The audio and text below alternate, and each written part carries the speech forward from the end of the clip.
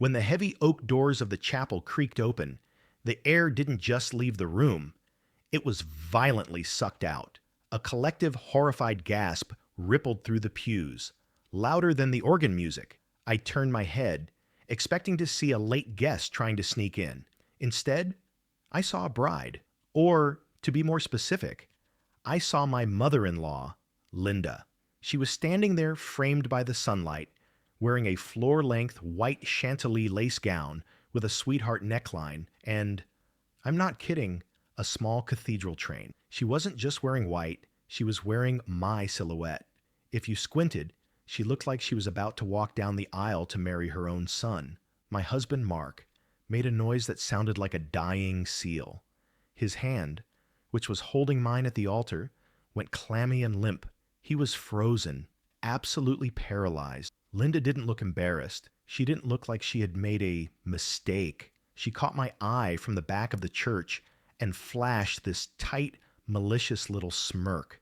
It was a look that said, "You might have the ring, but I own him." She actually sashayed down the side aisle to her seat in the front row, kicking her train out behind her so it wouldn't wrinkle. I should have cried.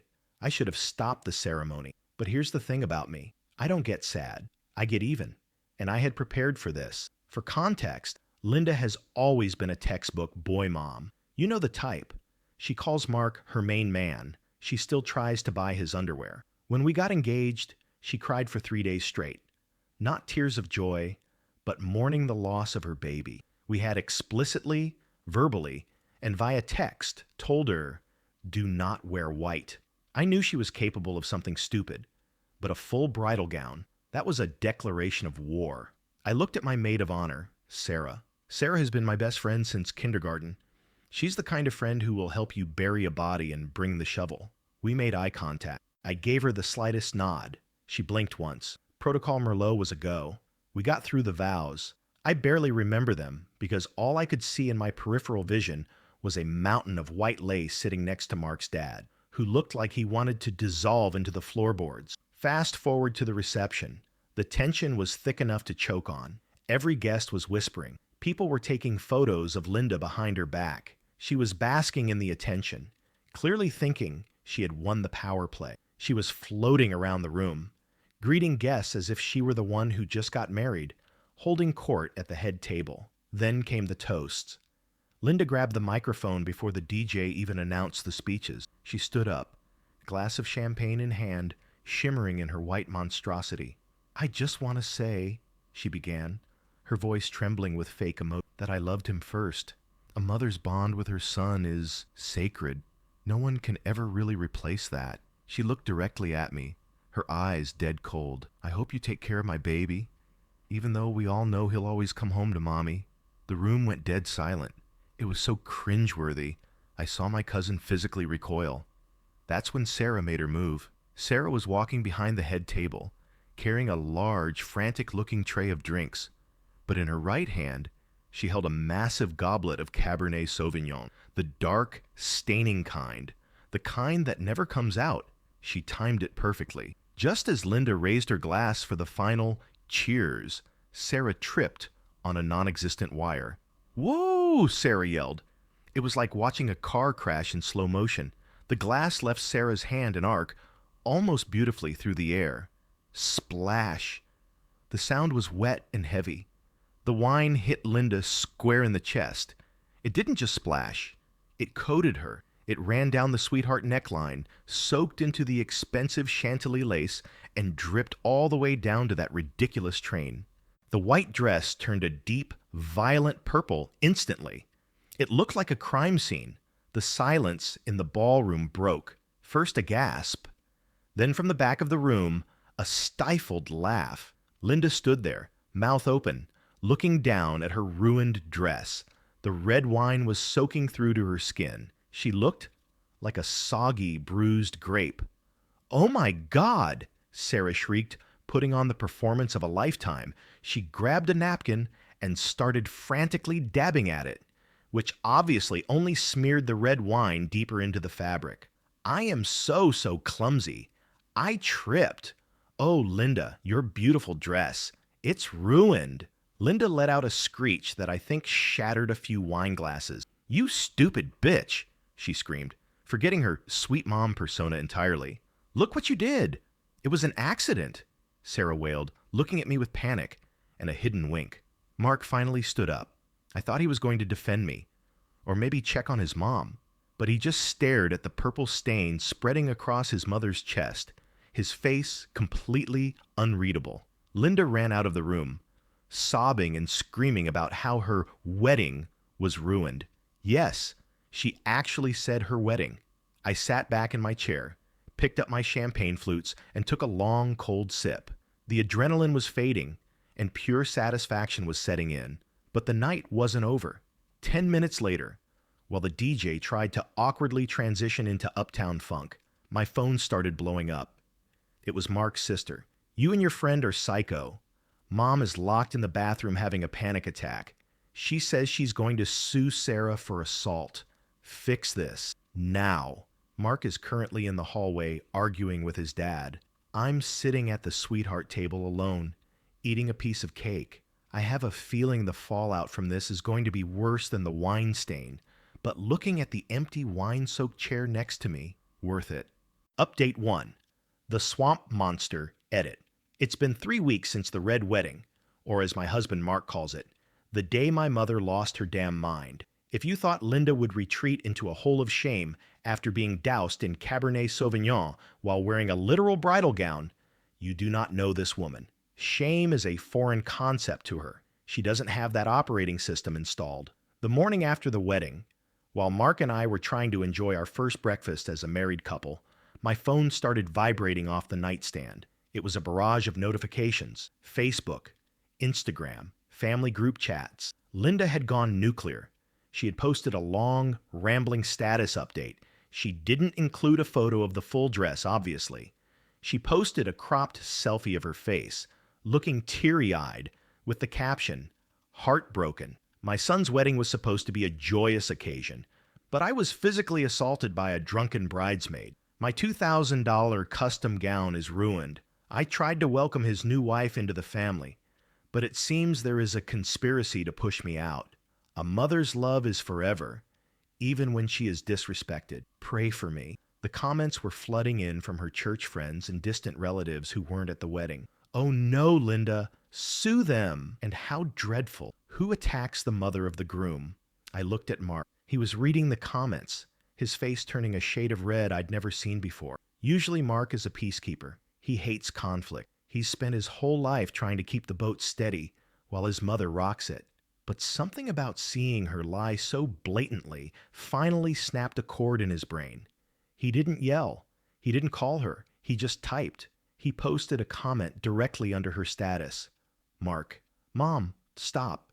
You wore a floor-length white lace bridal gown to my wedding.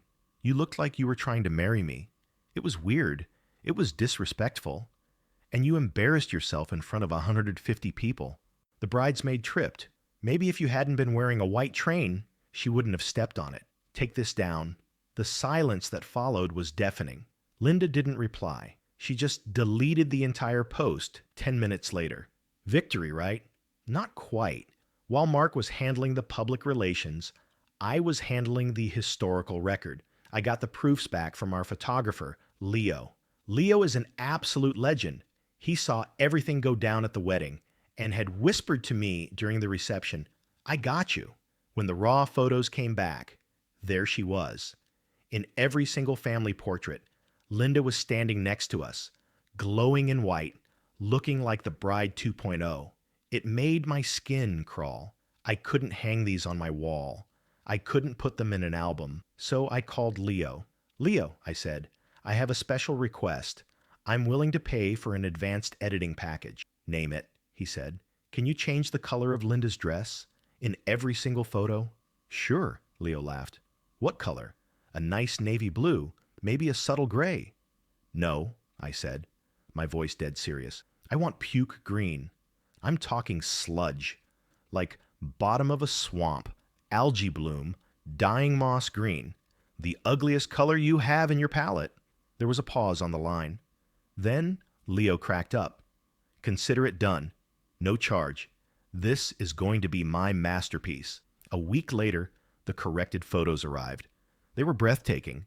Leo had outdone himself. He didn't just change the color, he adjusted the shading so the texture looked wrong.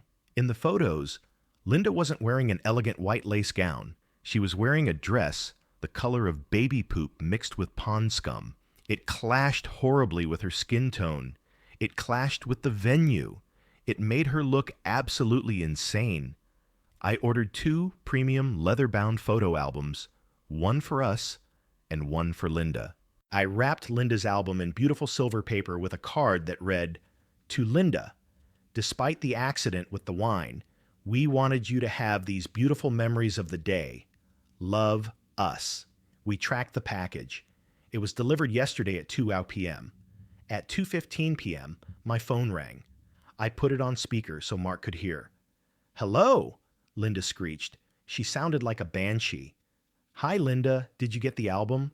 I asked, putting on my sweetest, most oblivious voice. "What did you do to me?" she screamed. "Why is my dress brown? It looks like diarrhea." "What do you mean?" I asked, feigning shock. "I thought you looked lovely." "I was wearing white," she roared. "It was champagne and ivory. Why do I look like a swamp monster in every picture?" "Oh, Linda," I sighed. "You know how digital cameras are. Sometimes the sensors act up with certain fabrics, or maybe the lighting in the church just pulled out the true colors of the dress." Mark snorted next to me, clamping his hand over his mouth to stifle the laughter. "You did this," she accused. "You edited these. I want the originals.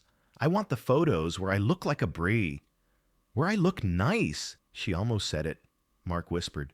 "I don't have those files, Linda," I said calmly. "These are the official wedding photos. This is how history will remember the day.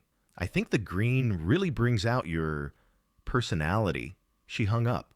I thought that was the end of it. I thought I had won the war. I had the husband, I had the photos, and I had the last laugh, but I underestimated how far a narcissist will go when they lose control of the narrative. Mark just got a certified letter in the mail today. It's not a thank you card. It's from a lawyer. Linda isn't just suing Sarah for the assault with the wine anymore. She's suing me for intentional infliction of emotional distress and demanding $20,000 for the defamation of her character via the photos. And the worst part, she has a witness. My own sister just texted me saying Linda offered to pay off her student loans if she testifies that I planned the wine spill. My sister hasn't responded to me in 4 hours. Update 2. The lawn tantrum and the extinction burst. You guys warned me. In the comments of my last post, hundreds of you said, "This isn't over," and "watch out for the extinction burst." I thought I was prepared. I thought the lawsuit threat was the peak of her insanity. I was wrong. The lawsuit was just the appetizer. The main course was served on my front lawn at 9 a.m. on a Saturday. It turns out no reputable lawyer would take her case. Apparently, you can't sue someone for emotional distress because you don't like the color grading of a photo you didn't pay for, nor can you sue a bridesmaid for tripping. When her legal threats fell apart, Linda didn't retreat. She decided to go rogue. I was in the kitchen making coffee when I heard tires screeching. Not just braking, screeching. I looked out the window and saw Linda's Mercedes aggressively curb stomping our driveway. She didn't walk to the door. She stormed. She was holding the heavy, leather-bound Swamp Monster album in both hands like a weapon. Thud. The sound of the album hitting our front door shook the house. "Open this door," she screamed. It wasn't a human sound. It was the shriek of a demon whose ego had been fatally wounded. "Mark, get your ass out here. I know she's in there." I grabbed my phone instantly, not to call her, but to record. I stood by the bay window, behind the curtain, and hit the red button. Mark was already moving. He walked past me, his face set in stone. He didn't look scared anymore. He looked exhausted. He looked done. "Stay inside," he told me quietly. "I'm ending this." He opened the front door and stepped out, closing it firmly behind him. He didn't step down to her level. He stayed on the porch, looking down at her. Linda was pacing in circles on the grass, hyperventilating. She pointed a manicured finger at him. How dare you send me this? I showed this to Aunt Carol and she laughed at me. You made me look like a witch. You acted like a witch, Mom, Mark said. His voice wasn't loud, but it carried. You wore a wedding dress to my wedding. You tried to humiliate my wife. The photos just match your energy. I gave birth to you, she roared. She was getting louder. And that's when the audience arrived. We live in a quiet cul-de-sac. Our neighbors are retired folks who live for gardening and gossip. Mrs. Higgins next door was suddenly watering her petunias. It had rained an hour ago. Mr. Henderson across the street was checking his mail. On a Saturday, when the mail hadn't come yet, they were watching Linda have a full-blown meltdown. I am your mother, Linda sobbed, throwing her hands up. She kicked the leather album that was lying in the dirt. I deserve respect. I deserve to be honored. You deserve a timeout, Mark said coldly. You aren't a victim here. You're a narcissist who couldn't handle not being the center of attention for one single day. Linda stopped pacing. She looked at the neighbors watching her. She realized she was losing the audience. So, she tried the waterworks. She fell to her knees, literally dropped to the grass, and started wailing. He's stealing my son. She's brainwashed him. My baby is gone. It was pathetic. It was a performance. Mark took his phone out of his pocket. Mom, look at me. She looked up, mascara running down her face, hoping for a hug. Get off my property, Mark said. Right now.